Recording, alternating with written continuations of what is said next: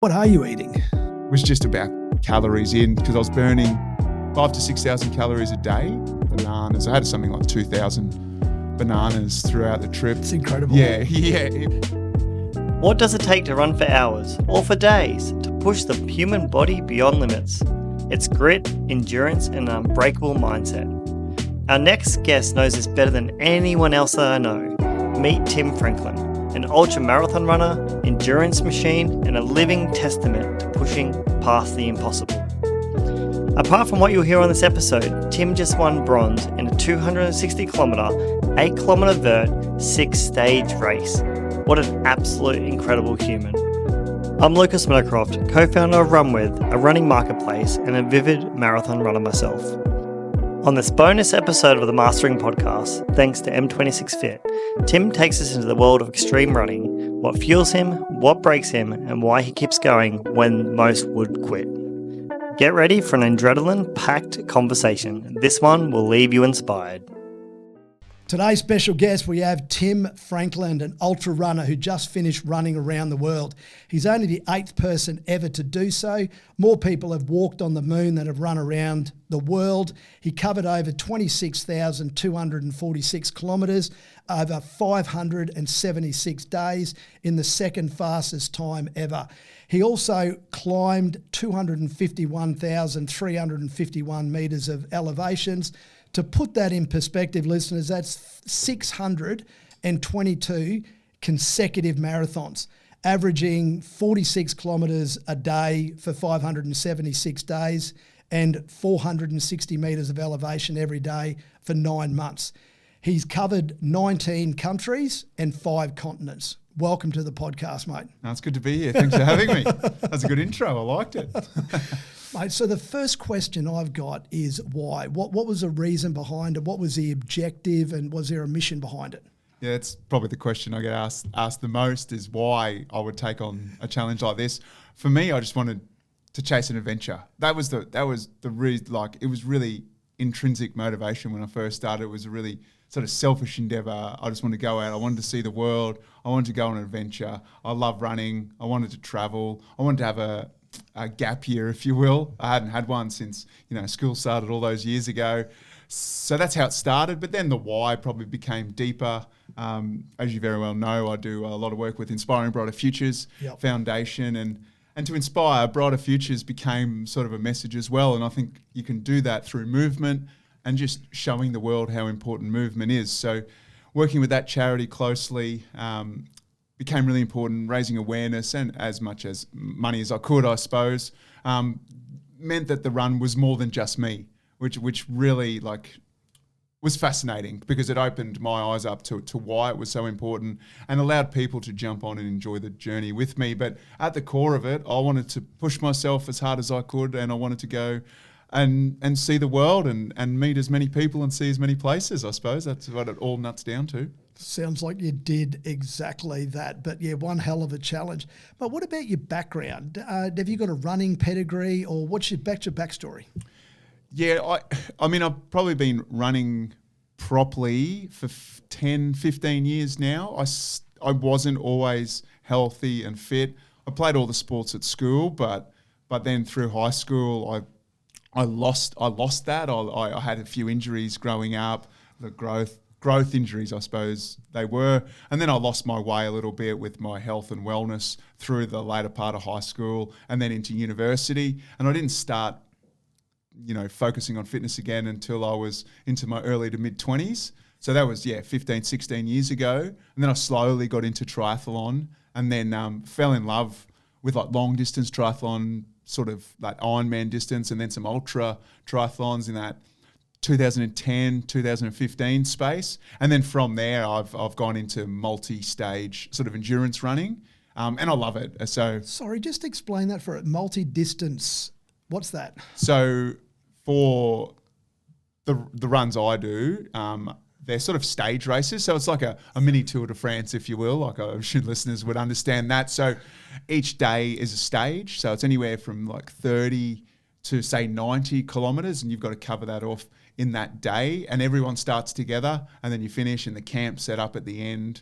But throughout it, you have to carry all your own things that you need for the week. So the distances are from anywhere from 250 to like 1,000 kilometers. And you got to carry everything you need for that week. The only thing that usually the race hosts provide are water, which is limited rations, and then a tent. Sometimes they have walls, sometimes they don't, and usually sharing with 6 or 7 strangers who may or may not snore or wee a lot throughout the night. And you've got to carry all your food, all your clothes, all your sleeping kit, everything you need, safety stuff, all in a backpack. So it's for me, it's attritional, and that's probably what I'm the best at and what I love the most, which is really handy. Is that trail running or is that road running? Usually trails, yeah. Usually, and when I say trails, it's off-road running. So it's a lot of desert stuff is where they have them, or subtropical climates. But yeah, mostly off the beaten track, a lot of farmland running. Yeah, very little tarmac running on very little concrete, which is cool because it's an escape. You know, you don't take your phone with you, or if you do take your phone, it's not going to work because you're in the middle of nowhere. Yep. So you're just one with the run, with your own mind, and then obviously with the people they're doing it with you. Yeah. So how did you prepare for this particular challenge? Like 26,000 kilometres, it's very difficult for most people to grasp. So how do you prepare physically and mentally for something like that? And, you know, what did your training program look like leading up to it? Yes, I suppose, to be honest, you're not really prepared. Yeah, this is what I talk about. You know, with any big goal, I think a lot of people don't start because they don't ever feel ready. Yeah. You know, and you're never ready, and you're definitely never ready to run 26,232 kilometers plus. So I trained. I was smart about it. I was really conscious of training hard and getting the volume in, but not turning a 600-day run into a 900-day run by training too much. So I was doing 150 to 250 Ks a week. What? Sort of in the lead up, probably in the last few months in the lead up, and it felt. I mean, I'm really lucky that my work was flexible enough for me to allow to get that in. So that's what that looked like, and mentally, I really just switched off from it. I wasn't focused on what it was going to look like. I just wanted to get started. I wanted to do it. I was trying not to put any pressure on records or anything like that. I was switching off. Basically, that was in the lead up until like the last week when I was like, it's on now, and I got really, really nervous. But I was more so nervous about how embarrassing is it going to be if I do a day and get injured. But yeah, the training was a couple of gym sessions a week, just focusing on mobility, core, and just core activation. So I was strong through the core of my body, and then as you mentioned at the intro, just running up a lot of hills just to build that strength. It was never about speed. It was just about plodding along and making sure my body could handle the wear and tear of what it was about to do. Yeah. What about the route? Where did you start? And just talk us through briefly the route that you decided to take. Yeah, so the rules stayed, amongst other things, is you have to start and finish in the same place. Right. So for me, that was obviously Brisbane. I'm born and bred, pretty well lived my whole life here in Brizzy. So I started at South Bank, and I started with South Bank Park Run only because I love the whole idea of communities getting together and exercise. So I thought that's a really good tie-in. So I started there, and then I got the route. So Tom Dennis is the only other Australian to have completed the endeavour. So I sort of got talking to him, and we've become really good friends since it. And I just looked at his route and didn't follow it exactly, but followed it pretty closely. So I started off here in Brizzy, then I flew to New Zealand. I ran the length of New Zealand, so from Queenstown sort of all the way up to Auckland. And then I flew over to the States, and I ran basically across America in a U-shape, started in San Fran, down to LA, sort of across the bottom into South Carolina on the East Coast, and then up to New York. Then I flew down to South America and ran Santiago, Chile, sort of the same again, a U-shape or a V-shape down south of Santiago, across the Andes into Argentina and up the east coast of Argentina to Buenos Aires. And then I flew to the UK and I ran the length of the Thames. So I ran the length, basically the width of England, and then flew to Portugal, Lisbon in Europe, and went from Lisbon in Portugal all the way across to a place called Constanta in Romania, which is on the Black Sea. Yep. And then I flew into Malaysia and went KL down to Singapore. And then to finish, I flew into Perth and I hugged the southern coastline of Australia. So did all of southern WA, across the Nullarbor, into the Eyre Peninsula, down through Melbourne, all across, and then up the East Coast and finish in Brisbane. Yeah, so that is in a nutshell. It sounds really easy when you talk about it in about a minute and a half. Yeah. No, it doesn't sound easy to me.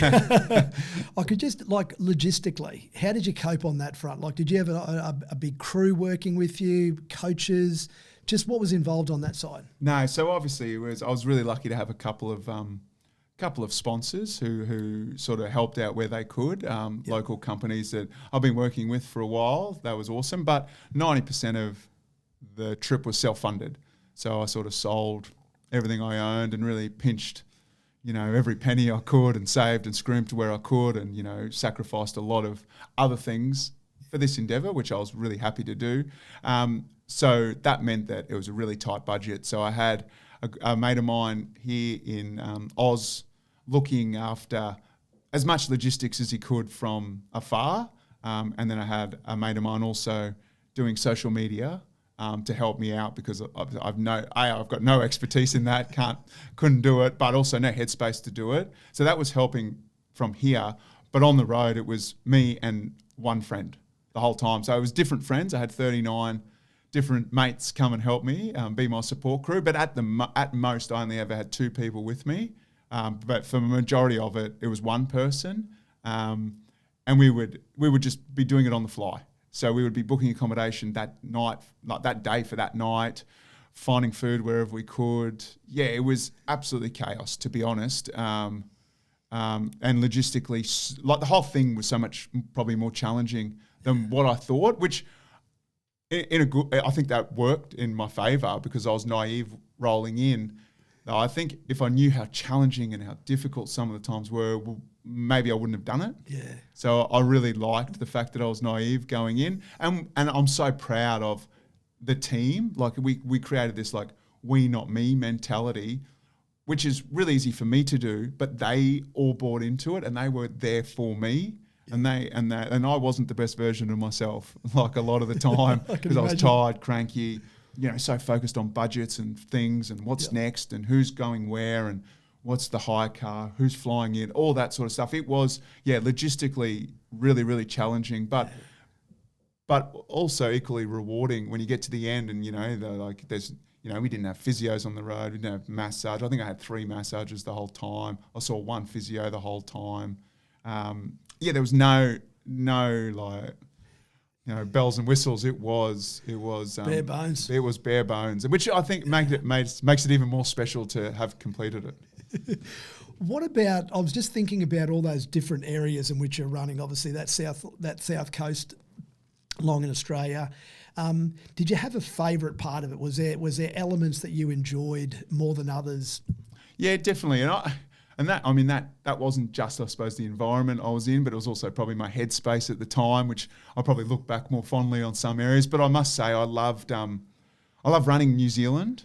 I really enjoyed New Zealand. I've got a lot of friends there. I've raced there a few times in these ultra marathons. So they all came out to support me in any way they could. And then other areas were places that were really different to, say, Brisbane, my home. So I was a homebody growing up, so it's really strange for me to have done something like this. But what I really enjoyed was being in places that were so different and so uncomfortable. Yeah. So like South America, crossing the Andes, just amazing. Like wow. The views from on top of like mountains that are higher than anything here in Australia. And I was just running over the top and it was like ice-capped mountains, snow everywhere, the bluest of blue lakes, massive waterfalls, loveliest people. Just amazing part of the world. Yeah. And then I'd say the same about like Eastern Europe because it's just so different. And the stories you hear and the cultural differences that I'm used to, I was like, wow, this is pretty cool. But I must say, I enjoyed every country I ran through for different reasons, whether it be the people, the environment, the views. Yeah, I loved it all, to be honest. What about the toughest parts? Were there some days, or were there certain sections? I could imagine that there'd have to have been days where you've gone like, that's it, I'm done, I'm cooked. Somebody stop this pain. What kept you going? Yeah, great question. I don't know what kept me going. Honestly, I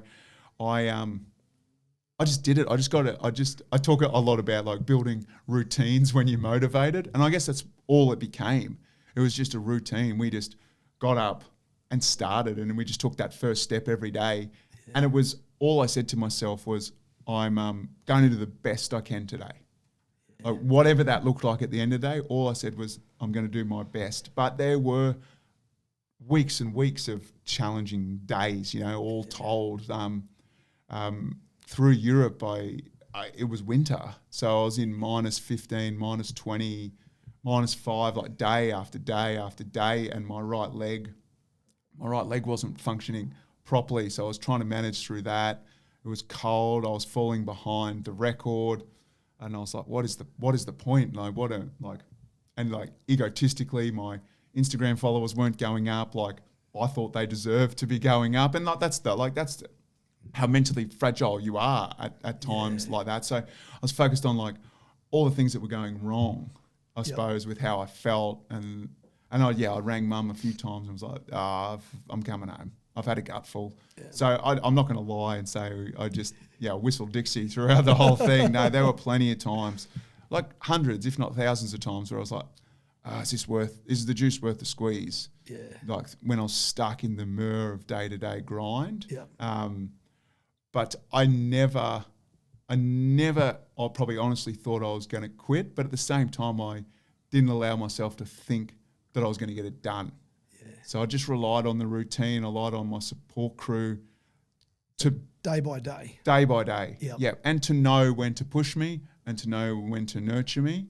And that was one thing that was really good. And it was by pure luck, but because I had so many support crew changes, I had guys that were like really high energy, but they were followed usually by calming influences. So it was never this constant up or never this constant down. It ebbed and flowed, which allowed me to sort of temper how I was, which I think was really, really good in the end. Yeah, but that wasn't by design at the time. Yeah.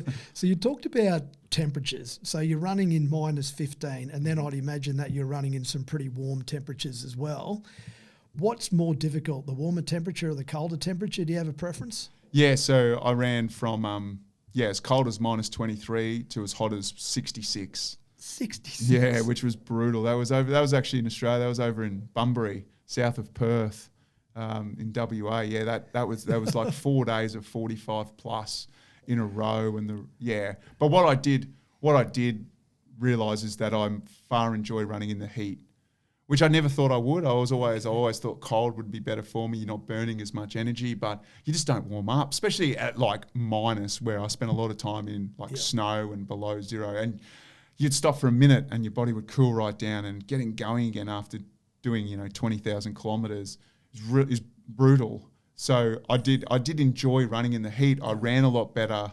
My body warmed up. My body was much more flexible, more mobile, more fluid. Yep. But what it meant was I just had to be really smart about hydration. Yeah. So as long as I was hydrating, cooling my body temp as much as I could, I must say I felt, running in the heat, like you'd be like, oh, it's so hot, but I'd be like, oh, at least my body's awake and alive, yeah. What are you thinking about? Do you have music going? You're listening to podcasts, what's running through your mind? Yeah, so I tried to have at least a couple of hours a day where I wasn't listening to anything, just to be present and look around and enjoy it. Yeah. But my mind is one that's probably anxious and overthinking the whole time. Like I'm like, what are we like? Where do I have to stay tonight? How far do I have to run?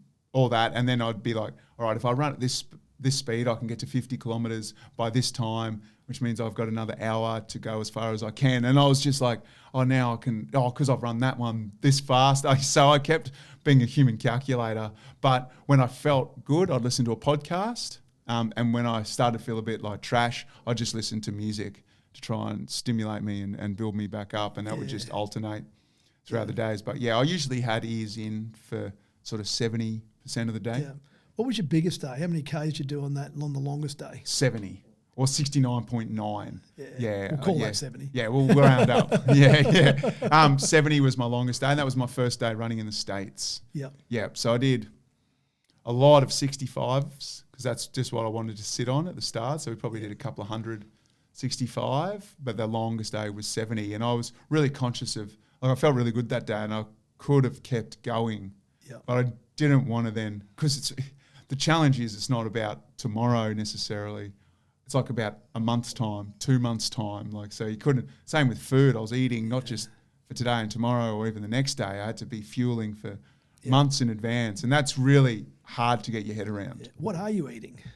Oh, just anything really. So I tried to avoid like gels and all that sort of stuff simply because I was doing it for so long. Yes. So I didn't want to rely on that really, like the glucose, just constant sugar. So I had Tailwind, which is like a powdered nutrition, which worked really well because it meant I was getting calories whilst drinking. Yes. And then when I had fuel stops, when I met my crew, when we sort of stopped there, that whether it be 10, 20, 8Ks, wherever it was throughout the day, at different times, depending on how I felt, I'd eat whole foods. So I'd have like ham and cheese wraps or ham and cheese rolls or chicken rolls or bananas. I had something like 2,000 bananas throughout the trip. Just I tried to eat whole foods, and then dinner was just about calories in because I was burning probably around 5,000 to 6,000 calories a day. So to try and get that in, it's incredible. Yeah, it was. When you look at I think how many? I think it was like 3.5 million calories I burnt all up or something. So I at dinner would be like a burger, a pizza, kebab, just high dense calorie stuff. Yeah. Well, it's funny because last time I was in the States, I wouldn't think you'd have too many problems finding calories in the States with the supersized me on all their meals. Yeah, well, that's true. That was good. But one thing I did like about the States is although you could get trash pretty easily, you could also get whole foods pretty easily as well. And because it's so big and they're so populous, there's so many options. Yeah. But what about some of the other countries and some of the more barren areas? I mean, because you would have had to change that nutrition depending on what country you were in. So how did that go for you? Well, I just ate whatever I could get my hands on, whether it be local fare. One thing we were lucky is a lot of the countries, even the more remote developing countries that we ran through, still had westernized foods available. There's always a McDonald's. Yeah, well, there is always a McDonald's, although we didn't see, there's not many McDonald's across Europe. I didn't feel. Yeah. Not as many as the States. No. Not as many as the States. I tried not to eat like really high processed stuff like that fast food. Across the States, when I had a couple of bad weeks where I'd just be eating just to make myself feel better. I'd eat that crap sort of food. But across Europe, we would just eat all the local fare.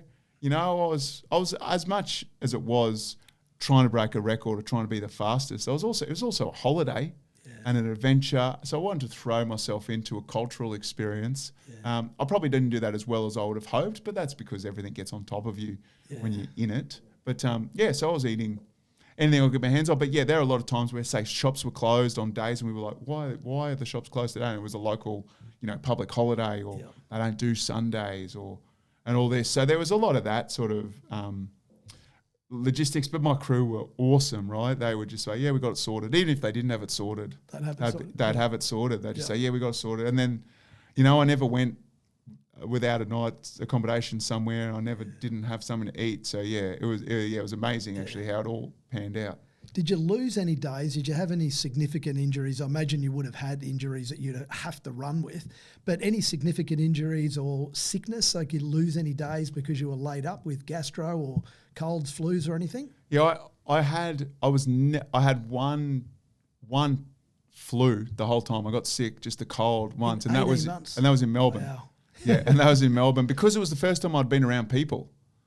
That's what I put it down to, because I was just so remote and outside all the time. I was never around people, so I only ever got sick when I was coming into Melbourne. That was the first time I'd been around I had big groups of people running with me, shaking hands with people, and so I mean it was awesome. But that's the only time I got like a cold or a flu.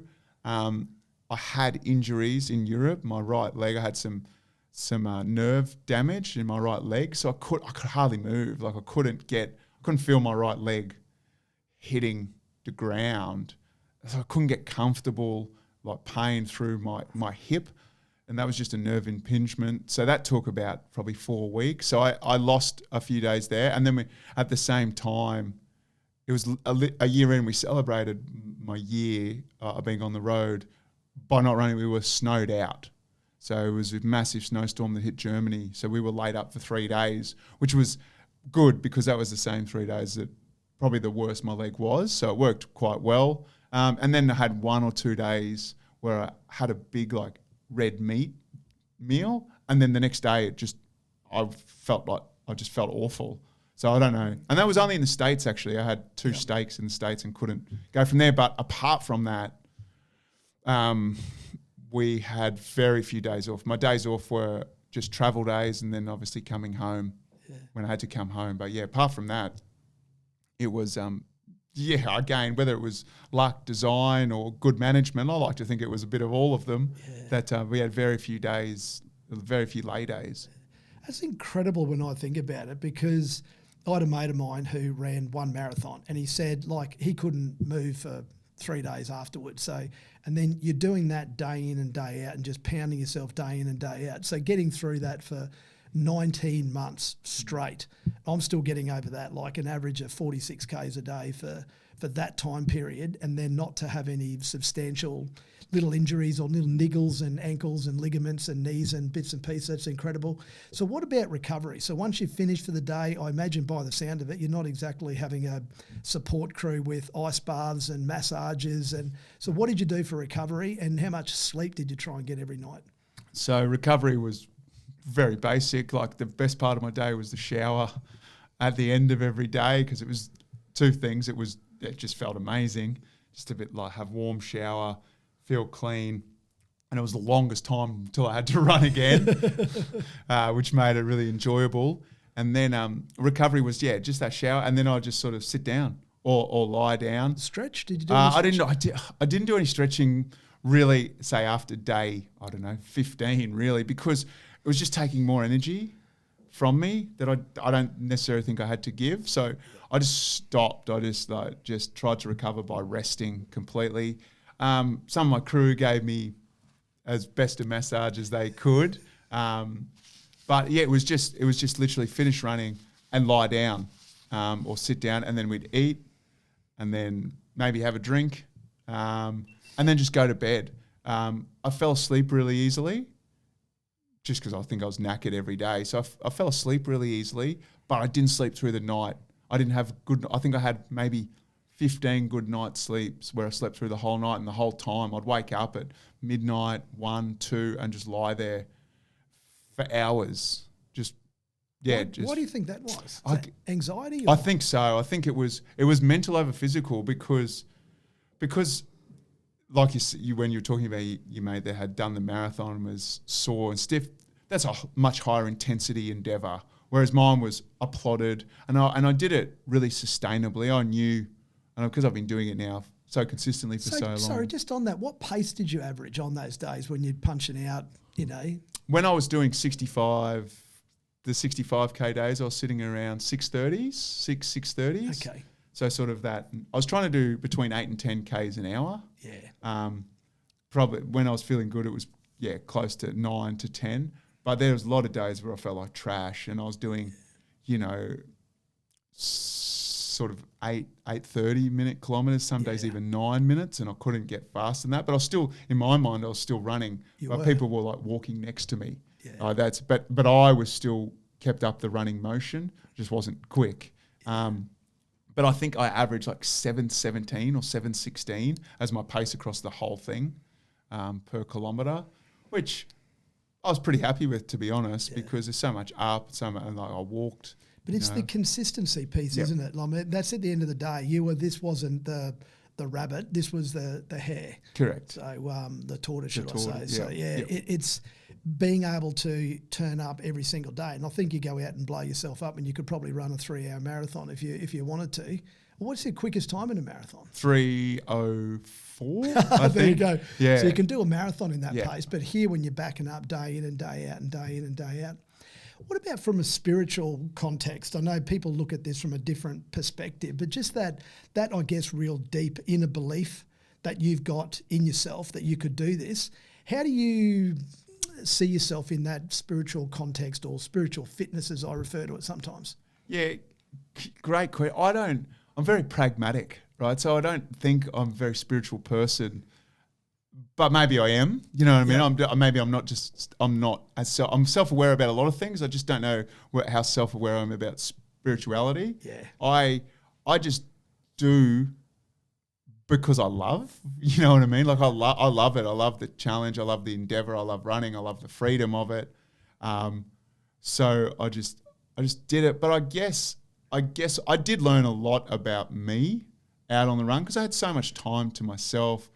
And then there were so many challenges and you had to overcome. So I guess there is a deeper sense. But to be honest, there was no transcendent feeling of, there were out-of-body experiences like you got to pull yourself out of this mirror that you're in or that you're stuck and this is how we're going to do it. But whether that was just me being pragmatic and practical as opposed to spiritual, honestly, I'm not sure. Yep. I don't know, to be honest. I haven't really, and whether that might change as I look back on it and reflect on it. Yeah.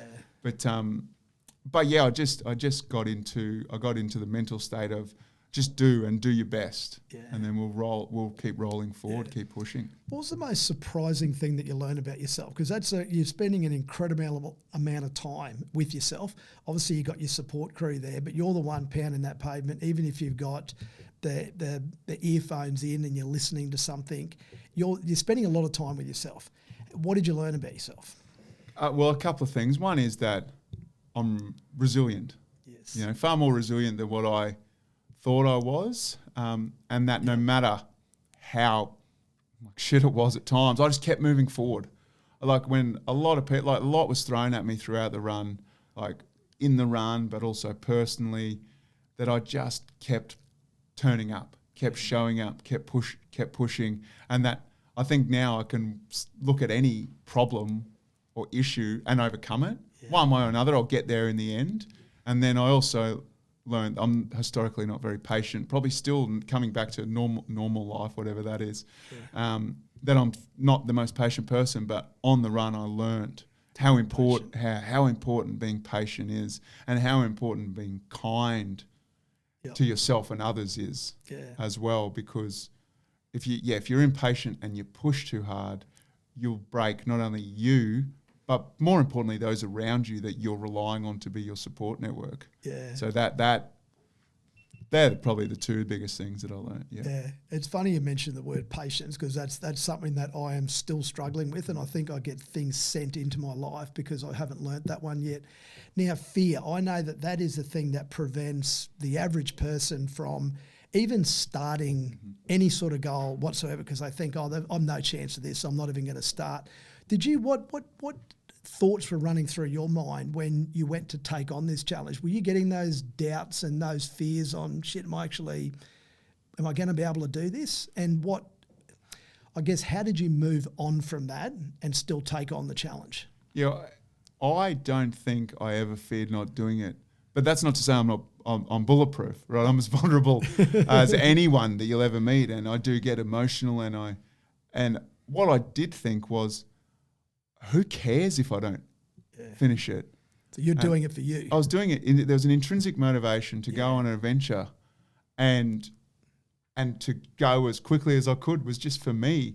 And I think the fear factor comes from ego, not ego in a bad way, but I think people worry too much about what other people think about them, and that's what holds them back. Where I was like, I don't care. If I've got the courage, I think it's more important and more powerful to have the courage to start. Yeah, agreed. Than it is to maybe not finish. Yeah. Because you can always learn from not finishing something. Like I could have learned I wasn't quite prepared and that's why I got injured, or this happened or that happened, or it was outside of my control as to the reason why. You had a crack. But I had a crack. Yeah. I don't know whether that's nature or nurture, But I just say, I'm going to do this, and then I do it. Now, whether I do it as successfully as possible or I may fail in the eyes of I don't achieve the ultimate goal, but I've learned something along the way, even if I don't achieve that ultimate goal. So it's no such thing as failure. Yeah. And whilst I like to be liked and want to be, loved by people, like no doubt there's that level of ego. I don't care what people think about me and my endeavours because I'm not doing it for them. Yeah. I'm doing it intrinsically for me, but then also probably for those really close to me, and they're never going to judge me. My inner circle is never going to judge me for doing stuff. And in fact, the people I spoke to about this run, I told them what I was going to do, and all of them, bar say 2, were like, this is awesome, how can I help? Yeah. And the 2 that were doubtful were doubtful because one's a cardiologist, so he was worried about my heart, and the other one was just worried about me generally physically. Yeah. And that was their concern. They didn't not want me to do it. They were just worried what would happen if I did do it. And that was awesome. So it was everyone trying to build me up to get to the end and support me how they could. So yeah, I did never fear not finishing. Never even cross my mind. It didn't really cross my mind that I wasn't going to finish, but I also never let myself think I was going to finish. Yeah. So that kept pushing me as well. Yeah. But it was never once a fear of failure because I have tried my best to not let ego get in the way of decisions I make in life, but also it's always a learning, no matter what happens. So your father, he passed during it. How tough was that to you? And did you manage to be able to try and turn that around into some motivation and into a positive? Yeah, definitely challenging. So we were, 150 days in, I think, when they told me. So they found out not long after I left that he had previously had cancer, so that melanoma, and that had come back. Yep. And it had come back with a vengeance. So it was terminal. So I think they found out 2 weeks after I started. I think they found out roughly on the same day one of my very good mates and mentors tragically took his own life. So that happened, and then I got the news about my dad in the space of not too long, which are 2 life-defining instances, and they just happened to be whilst I was undertaking the greatest physical endeavour I've ever done and probably will ever do. So it was a lot going on. But my parents have given me every opportunity. My dad, like a lot of kids, which I'm really lucky, is like my hero, right? And they're immortal, right? They're not. They're never going to. They live forever, don't they? They're bulletproof. So that was hard to take. But I didn't let it stop me, and they didn't let it stop me. Yeah. So they were very, you never know with these things like that. I think they'd given him 6 months, but they're like, you hear stories all the time about people living for 2-3 years. I'm going to be at the finish line. I'm going to see you finish. Anyway, well, that didn't happen. No. So within 3 months, I think, of them telling me, he's got 2 weeks to live. If you want to come and say goodbye, come now. And we'd spoken about that throughout the journey and lead up to the journey, because they're not getting any younger, and we've got family that aren't getting any younger. So what happens if there's a tragedy or some loss? And the whole premise and the talk was just keep going. Yeah. Don't stop. And that's really easy to say. Very easy. Very easy. Just words are just easily. But when push came to shove, I was like, this bloke has given me every opportunity I've had in life. Of course I'm going to go home. So I went home from the other side of the States. I was on the east coast of the States. So it was like a 27-hour flight home to say goodbye. And I was umming and ahhing whether it was the right thing to do. And then it was wheels down. The plane landed in Brisbane. I just knew that's exactly where I needed to be. And our family, like our immediate family, are close, but we don't spend a lot of time together, but we're close, and we were all together under a roof for that 5 or 6 days before he passed away. And it was magical time. And the last words he said to me before he passed away was, "You go and finish that damn run." Yeah. So it was emotional. It was at the time I didn't really feel it. Goosebumps. At the time I didn't necessarily feel the drain of the emotion. Physically I was ruined because I'd been running so much and then traveling. My body just contracted. All the muscles just thought, "Is this it? Are we done?" Yeah. And a lot of people post me finishing have come up and said, "Oh, I didn't think you were Going to go going again. to go again. But I went again, and I don't know whether it was a motivation because of that, or I just was like so stubborn that I'm not letting this beat me. Yep. I'm going to keep pushing. I never saw, even when I came home, I never thought for one moment that I wasn't going to go back and keep going. I mean, I booked a return flight because I was always going to go back because that's what he would have wanted as well. Yeah. There's no way he would have accepted yeah. it, me not finishing because of that. So I went back, and I was dog tired, and the run never felt the same after that physically. I was losing momentum. Yeah, I just lost all the momentum. World record was gone. Well, not gone, but really incredibly difficult to try and get back. So how many days did you lose? I only lost probably 13 days, but when you add that up, that's like 1,000 kilometres. Yeah. And trying to claw back 1,000 kilometres when you're already doing 65 a day just meant I was going to have to be doing near 80s a day just to get that time back. And I was like, that's going to break me. So, and I could not get back. So I lost 12 full days and then a few days when I got back. You got jet lag. I didn't know whether I was coming or going. I didn't know whether I was Arthur or Martha. It was really challenging starting again.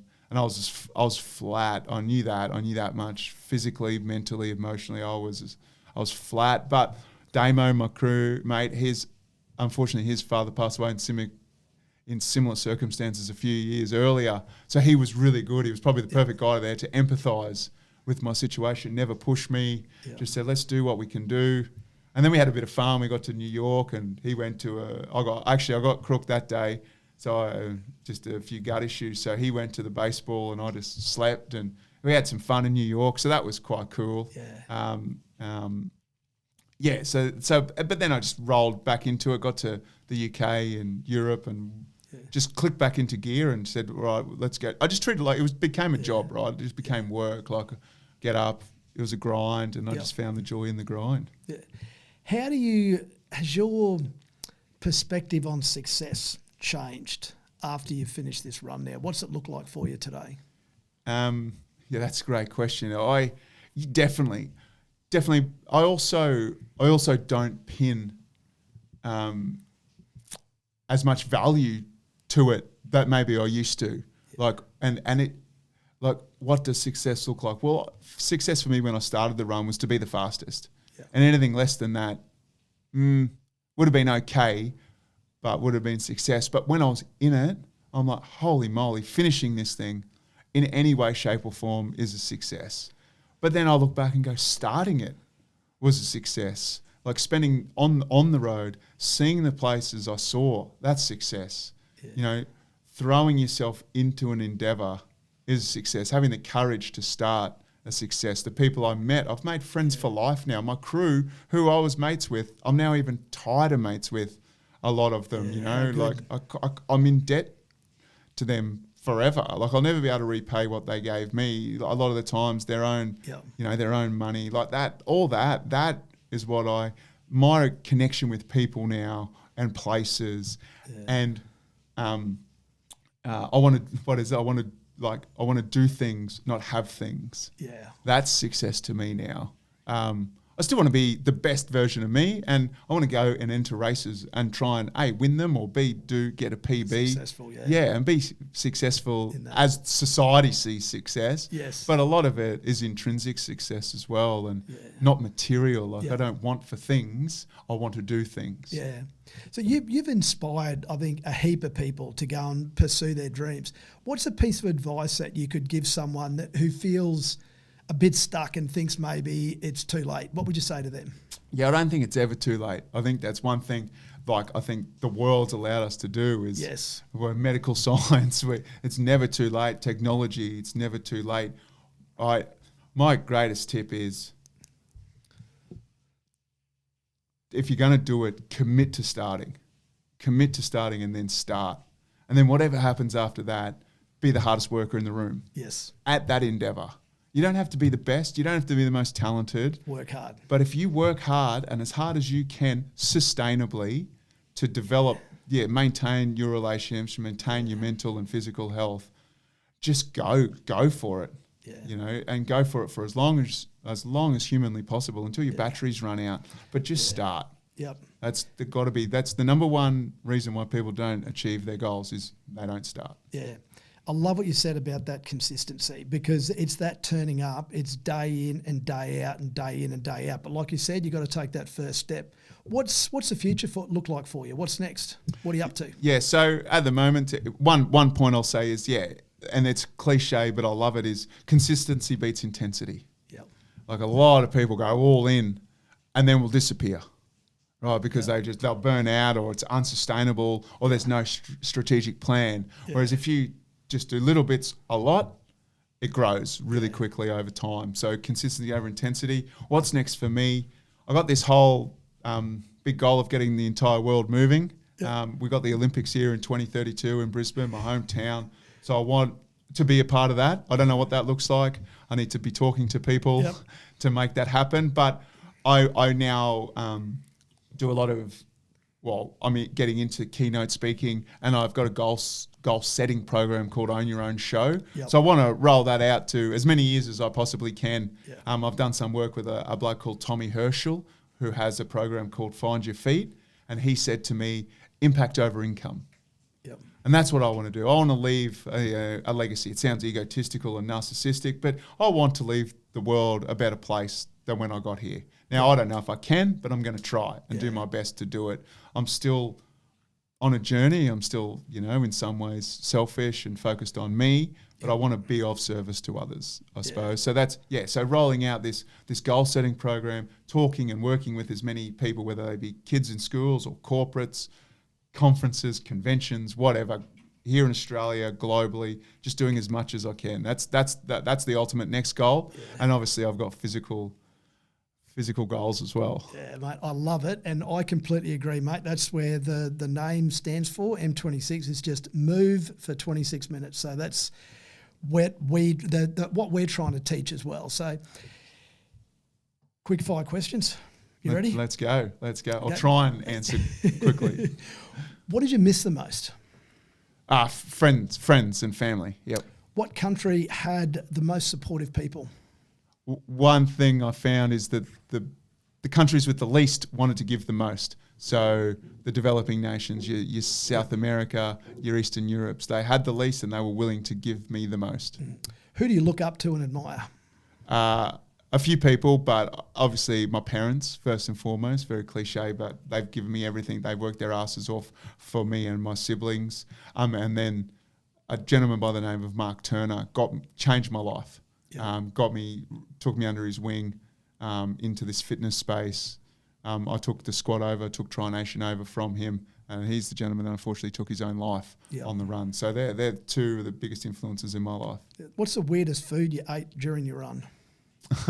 One thing I had a lot of local fare. That wasn't as weird as the wrap I made myself, which was a wholemeal wrap with peanut butter, cheese, Nutella, mayonnaise and a banana on it. That was probably the weirdest thing I had. I was craving everything, and I think I washed it down with a Coke and iced coffee.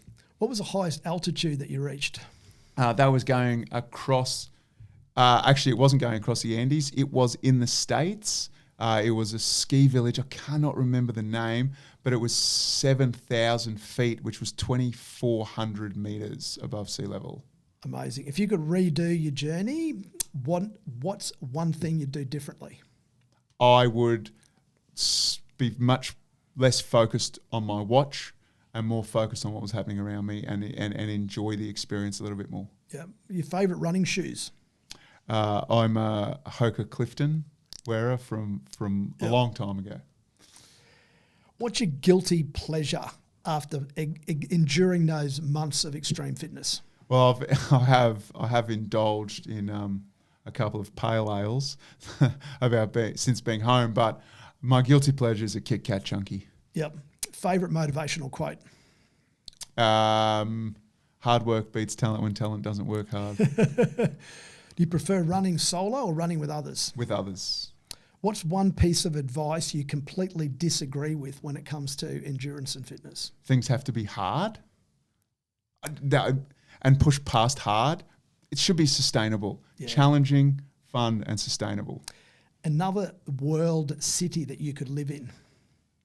New York. What's one historical or living figure that you'd love to run alongside? That's a great one. Shane Warne. David Goggins.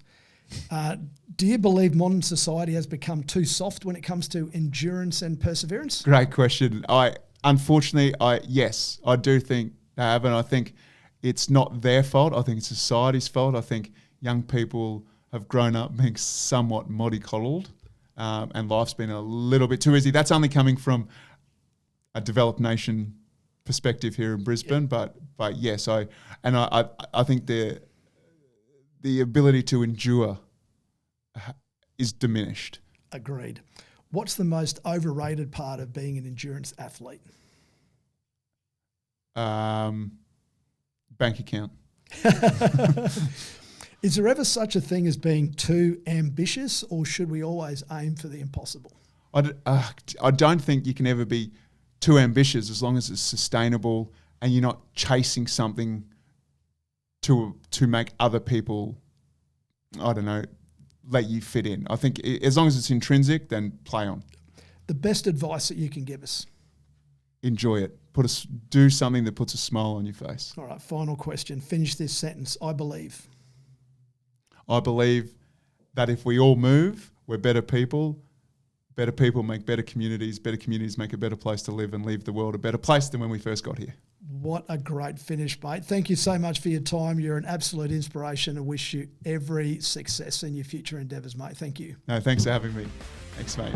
Remember, real growth happens one step at a time, and consistently working both on your mind and your body for 26 minutes every day will change your life. Hit subscribe to keep the inspiration going, and don't forget to share this episode with somebody who needs that extra boost. Until next time, stay connected, stay active.